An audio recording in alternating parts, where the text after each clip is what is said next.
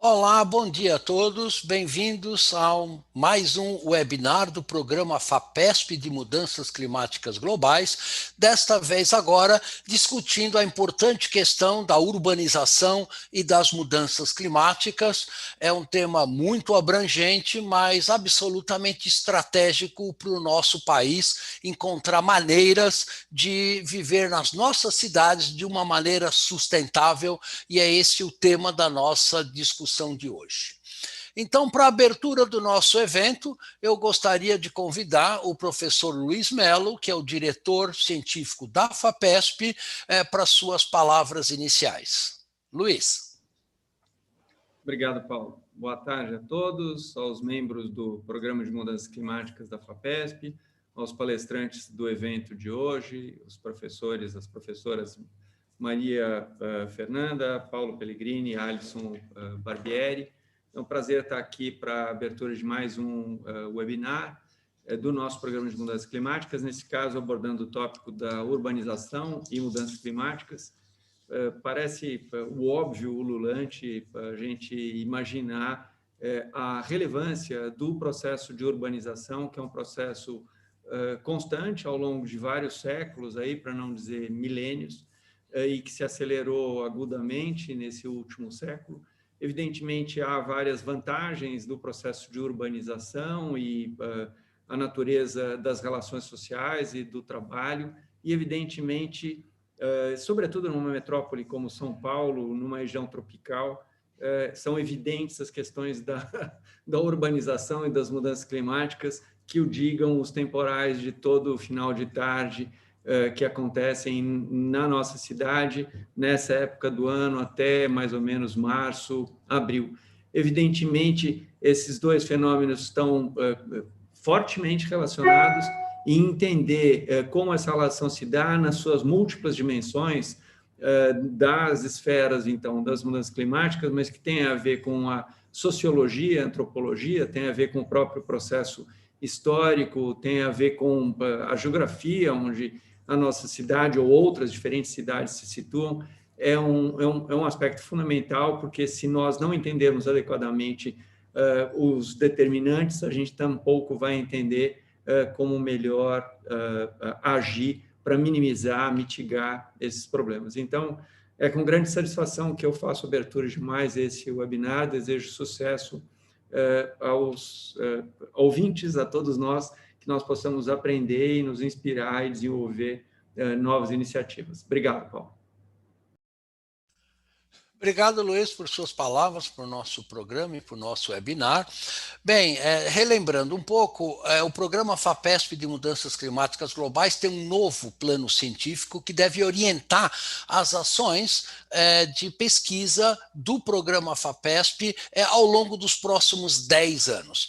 Nós, ao longo dos últimos 2 anos, fizemos muitos workshops discutindo com a comunidade científica quais são as direções prioritárias de pesquisa, e nós estamos fazendo uma série de workshops discutindo cada tema especificamente.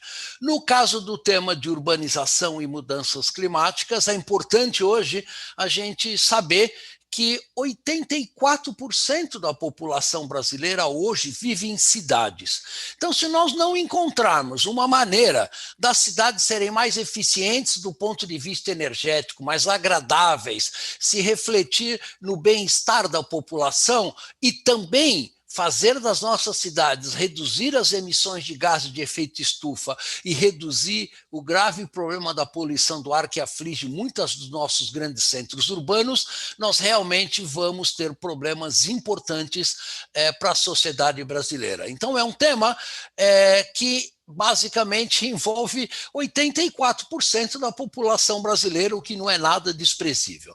E encontrar saídas para a complexa situação da urbanização e muito caótica situação da urbanização no Brasil não é uma tarefa fácil e nós vamos ter que dedicar muito esforço de pesquisa para ajudar a sociedade a formular políticas públicas adequadas, eficientes e com resultados positivos para a nossa sociedade. Este é o grande objetivo do programa FAPESP Mudanças Climáticas e desse webinário na área de urbanização e mudanças climáticas.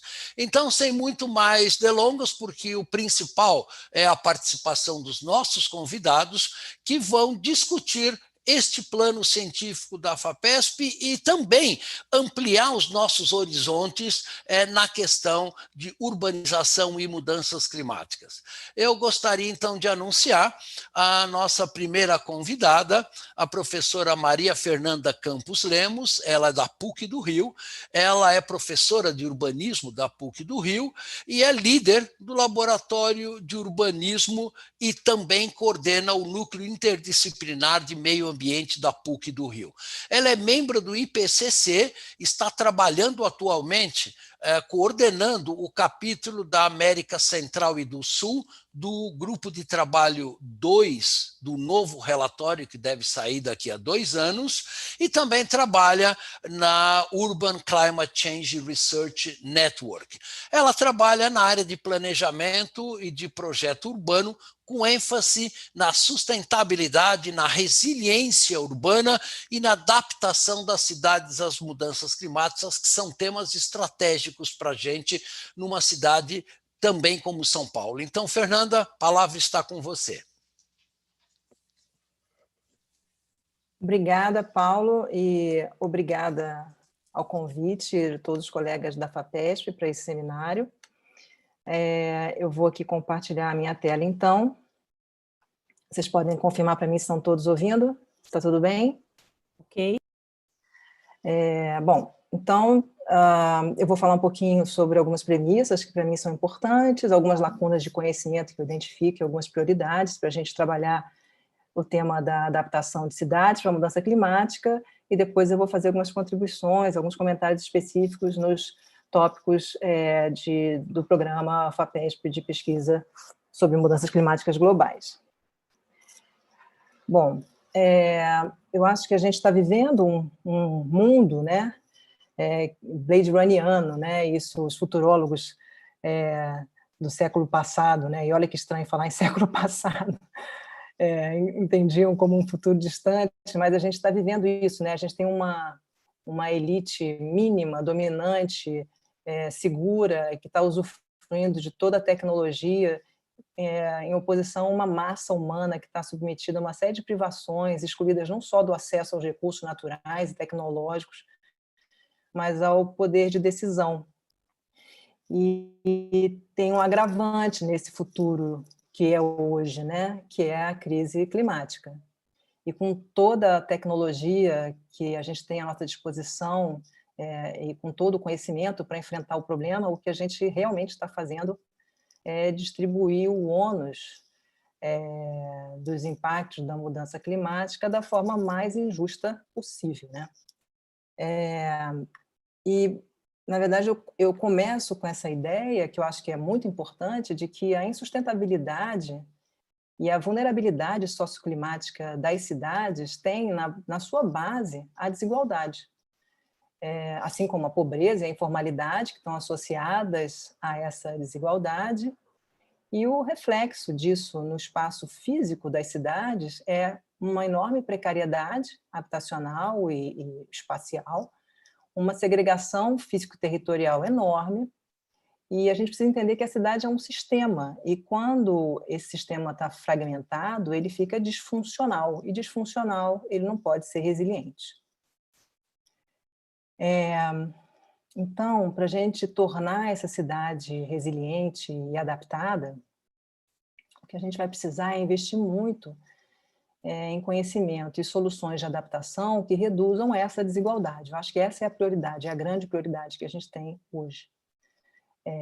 E vai ter que investir em redução dessa segregação físico-territorial, que é reflexo dessa desigualdade no território, e isso leva a dois campos de maior interesse, eu diria, para conseguir uma cidade resiliente no contexto que a gente vive, porque eu estou sempre me referindo ao contexto Brasil, né? Que são as áreas de habitação e de saneamento.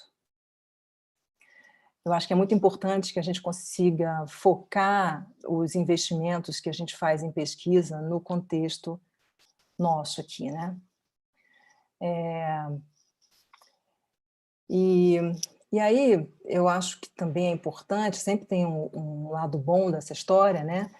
Que a gente transforme a prioridade, porque o déficit habitacional e o déficit de saneamento que a gente tem hoje nas cidades brasileiras, e a prioridade déficit, né, ele pode e deve ser transformado em uma oportunidade, né? Se tudo que a gente construir de novo, seja em infraestrutura, seja em habitação, for adaptado, isso tem que ser adaptado, né? A gente não pode mais construir nada que não seja, a gente tem a chance de interromper a reprodução desse modelo insustentável, nada resiliente de urbanização, que é padrão nas cidades dos países menos ricos, onde a gente se insere. Porque a gente tem que levar em consideração que a cidade ela também se constrói no varejo, né? Com base na iniciativa e na autonomia dos indivíduos e dos grupos, e também se constrói em cada obra isolada, que não deveria estar, né, de saneamento, com investimento público ou privado. Então, tem uma parcela importante da construção da cidade, que é o varejo. E aí é necessário que a gente tenha planejamento suficiente para articular todas essas ações, e, claro, governança também, né? Fortalecer as soluções colaborativas e que vêm da comunidade, e desenvolver e aplicar parâmetros de construção adaptada que possam orientar essa construção no varejo da cidade, né? Agora, a gente tem uma urgência que está relacionada ao fato de que esse déficit que a gente vai ter que suprir de saneamento e habitação, principalmente, ele acaba gerando uma prioridade, né? Ou seja, ele tira a urgência do investimento em adaptação. E aí a gente soma isso a enorme incerteza técnica e de retorno econômico e político, né, dos investimentos em adaptação, e além da falta de visibilidade do problema e dos ganhos possíveis que a gente pode ter com a adaptação, porque a população é difícil para a população perceber os ganhos que pode ter, assim como os riscos a que está submetida, né? Porque isso é que daria respaldo a investimentos, por exemplo, do poder público. E mesmo conseguiria construir uma cultura de reprodução adaptada da cidade, né? Ou seja, falta para a gente dados objetivos, e aí na área da pesquisa, né, eu acho que falta que a gente construir um arcabouço de conhecimento em cima de conseguir quantificar, né, os ganhos possíveis, né, de forma a dar suporte, tanto no aspecto político quanto econômico, para a priorização dessas soluções adaptadas. Falta comprovar com as nossas pesquisas as vantagens em termos quantitativos mesmo, financeiro e político, né? E não apenas os qualitativos. Eu acho que isso é talvez um dos aspectos centrais aqui, uma das principais lacunas que a gente tem na pesquisa hoje voltada para a adaptação de cidades para a mudança climática. Porque, bom, acho que todo mundo aqui sabe, né? Um sistema resiliente é aquele que não entra em colapso quando está atingido por um evento extremo, está sob pressão. Então, quer dizer, as vias estruturantes elas não podem parar, a energia não pode cair, as casas não podem desmoronar, o sistema tem que continuar funcional enquanto está atingido por um evento, né? Então, isso quer dizer que dentro de um determinado intervalo entre extremos climáticos, o sistema mantém o seu equilíbrio, apesar de, claro, absorvendo esse impacto e com algumas transformações temporárias. Então, adaptar na verdade, moldar esse intervalo de enfrentamento, de estabilidade de um sistema para que ele se adeque à mudança que está acontecendo no clima. Essa curva né, que a gente conhece de transformação do clima, ela precisa ser acompanhada pelo intervalo de enfrentamento desse sistema urbano. E aí, portanto, eu concluo essa primeira parte dizendo que não existe adaptação possível para a mudança climática sem conhecimento das projeções climáticas. Então, a gente precisa produzir dados, conhecimentos e projeções para o contexto local, se a gente precisa adaptar localmente, né? E aí, com essas questões em mente, eu observei e tentei construir algumas contribuições possíveis aqui para o plano da FAPESP de mudança climática na área de adaptação de cidades.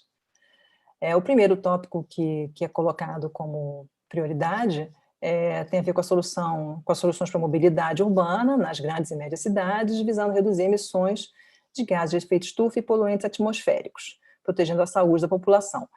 O que eu gostaria de observar nesse ponto, e isso com base em tudo que eu acabei de falar, é que a gente está precisando muito dar ênfase em soluções de adaptação, e aí não apenas mitigação na área de transporte. A área de transporte recebe muita atenção em termos de mitigação e muito pouca atenção em termos de adaptação. E adaptação significa modificação de perfis de vias, de eixos estruturantes, para proteger esses eixos estruturantes numa situação de impacto, proteção da circulação de pedestres, abrigos, etc. Tem muita coisa que é possível fazer em termos de adaptação com os sistemas de transporte e mobilidade, e a gente atualmente dá muito pouca atenção a isso. Soluções nessa área, então, me parecem uma prioridade importante. O segundo ponto, que tem a ver com a produção de leis de desocupação do solo, né, e código de obra que promovam a resiliência, eu volto àquele aspecto que eu estava trabalhando um pouco antes, né, da importância de quantificar os ganhos dessa adaptação no varejo, a regulação da adaptação, da construção para adaptar é fundamental, mas é difícil conseguir que isso tenha um ganho efetivo se a gente não souber exatamente o que a gente pode ganhar com essa adaptação no varejo, né, do indivíduo. A gente precisa conhecer a viabilidade real da adaptação do passivo, do que está construído. A cidade ela é feita de concreto, né? É muito difícil adaptar o que já está construído. É muito difícil modificar essa concretude do sistema urbano, né? Então, a regulação é fundamental, mas a gente precisa saber o quanto que a gente vai conseguir ganhar adaptando esse passivo. E é claro que essa regulação tanto urbanística quanto edilícia, né, ela é necessária, muito necessária, porque a adaptação ela precisa passar uma mensagem clara para o indivíduo, para o investidor e mesmo para o poder público de como agir, né, mas é fundamental que ela esteja inserida em um plano de transformação territorial abrangente, porque senão ela fica, enfim, ações isoladas não tornam o sistema urbano, de novo a palavra sistema, mais resiliente. O terceiro ponto tem a ver com sistemas inteligentes aplicados à cidade e à gestão das funções urbanas. Isso é fundamental e principalmente é importante para a eficiência de planos de contingência, é fundamental.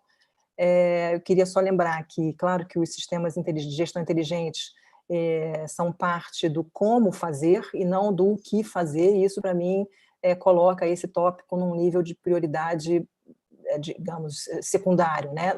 De novo, não quero diminuir a importância, é importantíssimo, mas eu coloco sempre o como fazer num segundo nível de prioridade em termos de investimento na geração de conhecimento e soluções. O quarto tópico tem a ver com a segurança hídrica, com reuso de água, qualidade, etc. Com certeza é uma prioridade. Eu só acho que para a gente fazer adaptação nesse tema, a gente precisa investir em conhecer as projeções climáticas para o local, que vão impactar diretamente na disponibilidade da água, e aí a gente volta a essa prioridade. O quinto ponto tem a ver com a redução da poluição do ar, e incluindo a emissão de gases de efeito estufa. E, evidentemente, é essencial reduzir a poluição, principalmente quando a gente pensa nos efeitos da mudança climática sobre a poluição atmosférica na cidade, na relação com as ilhas de calor, etc. Mas é fundamental, evidentemente, para a mitigação, que é a primeira forma de adaptação, mas eu insisto aqui em dar prioridade, investir o máximo possível em pesquisa, construção de conhecimento e soluções para a adaptação como a principal prioridade, né, nesse programa de incentivo à pesquisa. Depois, o sexto ponto tem a ver com as pesquisas em ecologia urbana,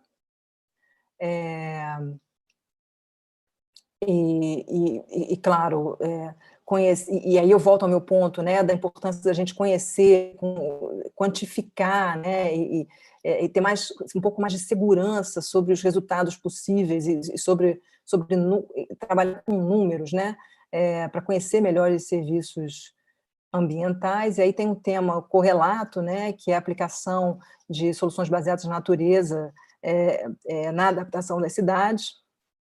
E aí eu queria só aproveitar essa oportunidade desse ponto 6 aqui para destacar de novo a importância de quantificar os ganhos possíveis, porque sem uma certa segurança sobre o que a gente pode ganhar aplicando soluções dessa natureza, a gente acaba perdendo espaço numa briga política, né, que é enorme sobre onde investir, né, e em que investir, sempre. O sétimo ponto tem a ver com a gestão de resíduos sólidos e líquidos, e industriais também. E aí eu só diria que eu acho que a ênfase em saneamento pode ser ainda ampliada, apesar de esse tópico ser fundamental aqui, mas eu ampliaria essa ênfase, já que eu considero que saneamento e habitação são os 2 tópicos de prioridade. Claro que o saneamento é a base para uma população saudável e não tem resiliência sem saúde da população. Uma população doente é uma população frágil, vulnerável. E eu queria lembrar, o que também reforça a importância, que a distribuição de infraestrutura e saneamento é o principal determinante da segregação físico-territorial e desigualdade na cidade, né? Então, eu reforço aqui também a ênfase em dimensionamento, né, em quantificação, tanto de custos quanto de vantagens, no caso aqui para soluções híbridas em saneamento. A gente sabe ainda pouco sobre isso. Qual é a vantagem real em aplicar soluções híbridas, e por híbridas eu estou me referindo a soluções, por exemplo, de infraestrutura cinza e verde articuladas, né, incluindo a azul na verde. E aí, por último, desculpa se falhou aqui a conexão, mas por último, do meu ponto de vista, o que eu gostaria de sugerir a esse programa é a ênfase em temas relacionados à habitação. Claro que já tem aqui no programa questões relacionadas à regulação para adaptação edilícia e infraestruturas que fazem parte do ambiente da habitação, que é importante, né, o habitat. Mas eu acho que talvez também, porque a gente precisa entrar uma revolução completamente urgente nos programas habitacionais e na nossa forma de lidar com a urbanização de favelas, que eu acho que é um dos problemas centrais nas grandes cidades brasileiras, grandes e médias, para que essas ações sobre as áreas habitacionais sejam soluções de adaptação. Elas não são, e, de novo, esse é um tema central. Então, para mim, a prioridade sempre em temas relacionados à habitação e para terminar, em pesquisas que colaborem para a redução da desigualdade, e investir em soluções para adaptação com base na habitação é uma das formas de reduzir a desigualdade.